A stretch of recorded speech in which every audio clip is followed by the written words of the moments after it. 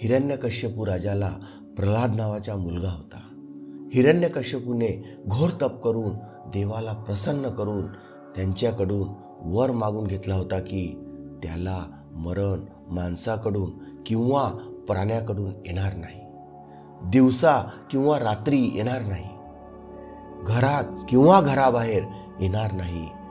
या गोष्टीमुळे त्याला वाटले की त्याला कुणीही मारू शकणार नाही. त्यामुळे राजाला अहंकार झाला. देवांपेक्षा मीच मोठा असे त्याला वाटायला लागले. कुणीही देवाचे नाव घेतलेले त्याला सहन होईना. राजाचाच मुलगा प्रल्हाद मात्र सतत देवाचे नाव घेई, नारायण नारायण असा जप करतच तो दैनंदिन कामे करी.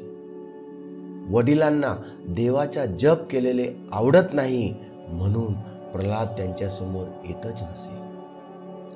तरी पण कधी कधी राजाची प्रल्हादाशी गाठ पडे.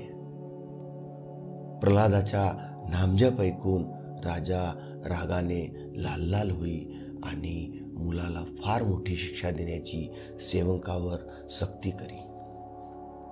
एके दिवशी नामजपामध्ये तल्लीन झालेल्या प्रल्हादाला राजा येत आहे हे कळलेच नाही. राजाने नामजप ऐकता क्षणीच सेवकांना आज्ञा केली की डोंगराच्या उंच कड्यावरून प्रल्हादाला खोल दरीत ढकलून द्या आणि तसे केल्यावर मला कळवा. सेवकांनी तसे केले आणि राजाला कळवले. थोड्याच वेळात राजवाड्याच्या आगाशीत उभ्या असलेल्या राजाला प्रल्हाद दुरून राजवाड्याकडे येताना दिसला. प्रल्हादाला जिवंत पाहून राजा सेवकावर चिडला. काय झाले ते मुलालाच विचारावे म्हणून प्रल्हाद राजवाड्यात येता क्षणी त्याला माझ्यासमोर उभे करा अशी त्याने सेवकांना आज्ञा केली. राजवाड्यात आल्यावर प्रल्हाद राजासमोर नम्रपणे उभा राहिला. राजाने त्याला विचारले, सेवकांनी तुला डोंगराच्या कड्यावरून ढकलून दिले की नाही? प्रल्हादाने उत्तर दिले, हो.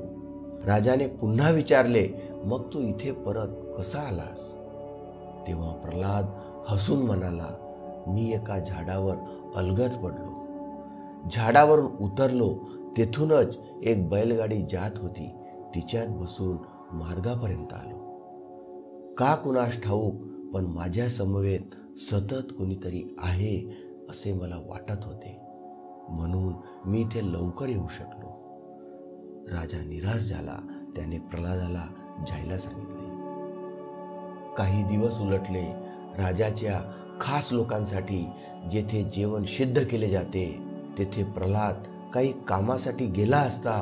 त्याच वेळी तेथे आलेल्या राजाची नजर त्याच्यावर पडली. प्रल्हाद नारायण नारायण असा नामजप करत चालला होता. पुन्हा राजा रागावला. त्याने सेवकांना आज्ञा केली की जवळच असलेल्या मोठ्या कढईतील उकडणाऱ्या तेलात प्रल्हादाला टाकून द्या. सेवक घाबरले, कारण प्रल्हादाला तेलात टाकताना उकळणारे तेल अंगावर उडून आपण भाजू अशी त्यांना भीती वाटली. पण काय करणार, राजाज्ञा ऐकायलाच हवी म्हणून त्यांनी प्रल्हादाला उकळत्या तेलात टाकले. आता याला कोण वाचवतो हे बघायला यावेळी राजा स्वतः उपस्थित राहिला. चारही बाजूंनी उकळते तेल उडाले.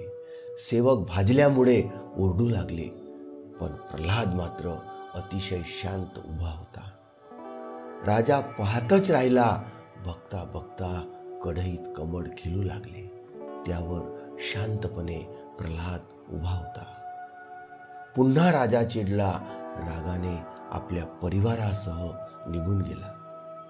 राजाने प्रल्हादावर नजर ठेवली होती.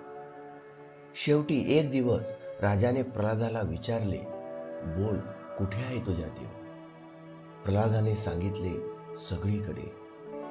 राजाने जवळच्याच खांबाला लाथ मारून म्हटले, दाखव तुझा देव या खांबात. तोच प्रचंड गर्जना करत नरसिंह खांबातून प्रगटला. माणसाचे शरीर आणि सिंहाचे डोके म्हणजे माणूस किंवा प्राणी नाही. उंबरठ्यावर म्हणजे घरात किंवा घराबाहेर नाही. सायंकाळी म्हणजे दिवसा किंवा रात्री नाही. अशा वराच्या अटी पाळून नरसिंहाने हिरण्यकशिपूच्या पोटात नखे रोवून पोट फाडून त्याचा नाश केला. कारण शस्त्र किंवा अस्त्राने मरण येणार नाही असा त्याला वर होता. मुलांनो, प्रल्हादाच्या नाम साधनेमुळे नारायणाने प्रत्येक वेळी प्रल्हादाचे रक्षण केले.